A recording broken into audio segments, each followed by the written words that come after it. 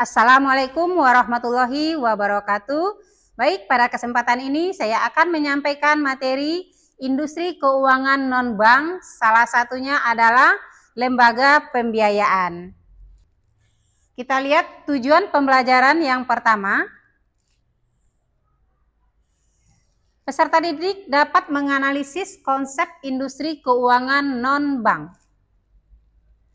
Sebelum masuk ke materi, kita bisa memberikan pertanyaan pemantik seperti, jika kalian ingin membeli motor tanpa harus membayar lunas di awal, apa saja pilihan yang tersedia selain pinjaman ke bank?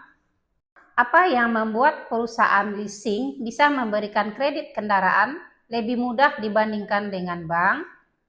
Mari ikuti materi tentang lembaga pembiayaan berikut ini.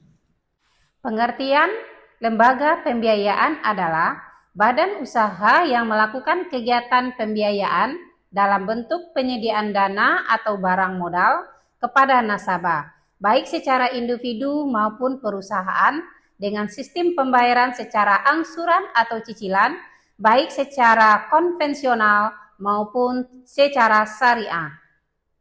Lembaga pembiayaan berperan penting dalam mendorong pertumbuhan ekonomi, khususnya dalam membantu pembiayaan usaha atau kepemilikan barang yang tidak dapat dilakukan secara tunai. Tujuan lembaga pembiayaan yaitu dapat membantu masyarakat atau badan usaha dalam memperoleh barang, jasa, ataupun modal usaha dengan sistem pembayaran yang dapat diangsur atau dicicil. Lembaga pembiayaan diatur dan diawasi oleh pemerintah, terutama oleh OJK atau Otoritas Jasa Keuangan, dengan dasar badan hukum sebagai berikut.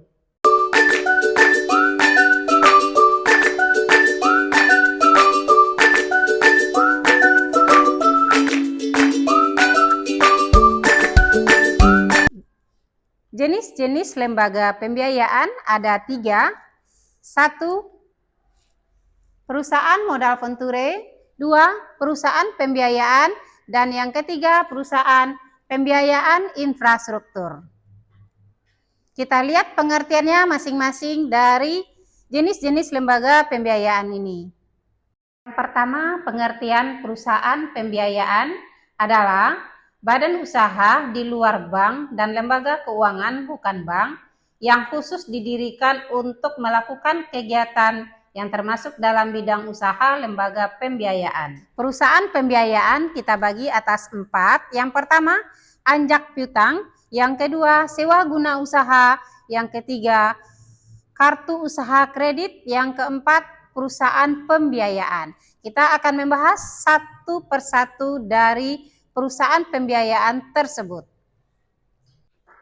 Yang pertama, sewa guna usaha atau leasing adalah kegiatan pembiayaan dalam bentuk penyediaan barang modal, baik secara sewa guna usaha dengan hak opsi maupun sewa guna usaha tanpa hak opsi untuk digunakan penyewa guna usaha selama jangka waktu tertentu berdasarkan pembayaran secara angsuran. Penyewa guna usaha adalah perusahaan atau perorangan yang menggunakan barang modal dengan pembiayaan dari perusahaan pembiayaan. Perusahaan pembiayaan yang kedua adalah anjak piutang. Merujuk pada suatu perusahaan yang melakukan kegiatan pembiayaan dalam bentuk pembelian dan atau pengalian serta pengurusan piutang atau tagihan jangka pendek suatu perusahaan. Salah satu keuntungan yang diperoleh perusahaan anjak piutang berasal dari biaya yang dikenakan kepada klien. Perusahaan pembiayaan yang ketiga adalah kartu usaha kredit, yaitu kegiatan pembiayaan untuk pembelian barang dan atau jasa dengan menggunakan kartu kredit. Kegiatan usaha kartu kredit dilakukan dalam bentuk penerbitan kartu kredit yang dapat dimanfaatkan oleh pemegangnya untuk pembelian barang dan atau jasa. Perusahaan pembiayaan yang keempat adalah pembiayaan konsumen, yaitu kegiatan pembiayaan untuk pengadaan barang berdasarkan kebutuhan konsumen dengan pembayaran secara cicilan. Kebutuhan konsumen meliputi pembiayaan kendaraan bermotor, pembiayaan alat-alat rumah tangga, pembiayaan barang elektronik, serta pembiayaan perumahan. Lembaga pembiayaan yang kedua adalah perusahaan modal penture.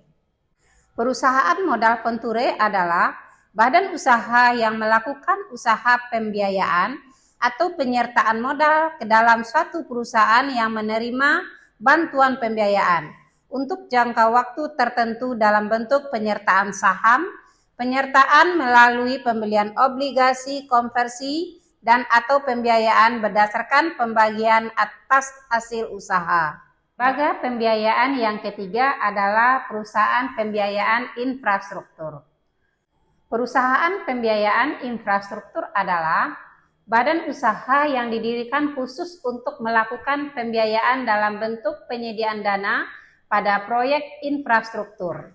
Berikut peran dan fungsi dari lembaga pembiayaan. Yang pertama, membantu masyarakat atau pengusaha mendapatkan barang atau modal usaha. Yang kedua, mendorong pertumbuhan ekonomi melalui peningkatan konsumsi dan investasi. Yang ketiga, mempercepat distribusi barang dan jasa melalui sistem cicilan. Dan yang keempat, dapat meningkatkan akses pembiayaan untuk UMKM. Kelebihan lembaga pembiayaan yang pertama, proses lebih cepat dibandingkan dengan bank. Kedua, persyaratan lebih fleksibel. Ketiga, menyediakan berbagai pilihan produk pembiayaan. Lembaga pembiayaan juga memiliki risiko. Yang pertama, risiko kredit. Yang kedua, risiko likuidasi. Yang ketiga, risiko operasional. Yang keempat, risiko reputasi. Dan yang kelima, risiko hukum dan kepatuhan. Contoh lembaga pembiayaan yang sering kita lihat yaitu Adira Finance atau kredit kendaraan dan multiguna, BCA Finance, kredit mobil dan leasing, VIP Group, dan Mandiri Tunas Finance. Tantangan dari lembaga pembiayaan adalah persaingan dengan bank digital dan fintech, finansial teknologi. Adapun peluang dari lembaga pembiayaan yang pertama, meningkatnya pertumbuhan ekonomi digital. Yang kedua, meningkatnya konsumsi masyarakat. Yang ketiga, dukungan pemerintah terhadap UMKM dan infrastruktur. Untuk tugas, silakan kalian cari contoh lembaga-lembaga pembiayaan yang ada di sekitar daerah masing-masing. Kesimpulan dari materi lembaga pembiayaan yang pertama, lembaga pembiayaan memainkan peran strategis dalam perekonomian nasional. Dengan memahami jenis-jenis, fungsi, dan resikonya, masyarakat dan pelaku usaha dapat lebih bijak dalam memanfaatkan layanan pembiayaan yang tersedia. Kesimpulan yang kedua, lembaga pembiayaan merupakan bagian penting dalam sistem keuangan nasional. Dengan jenis dan fungsi yang beragam, lembaga ini membantu menggerakkan perekonomian, mendukung investasi, dan meningkatkan kesejahteraan masyarakat melalui akses pembiayaan yang lebih luas. Sekian materi lembaga pembiayaan yang bisa saya sampaikan. Semoga bermanfaat. Terima kasih. Assalamualaikum warahmatullahi wabarakatuh.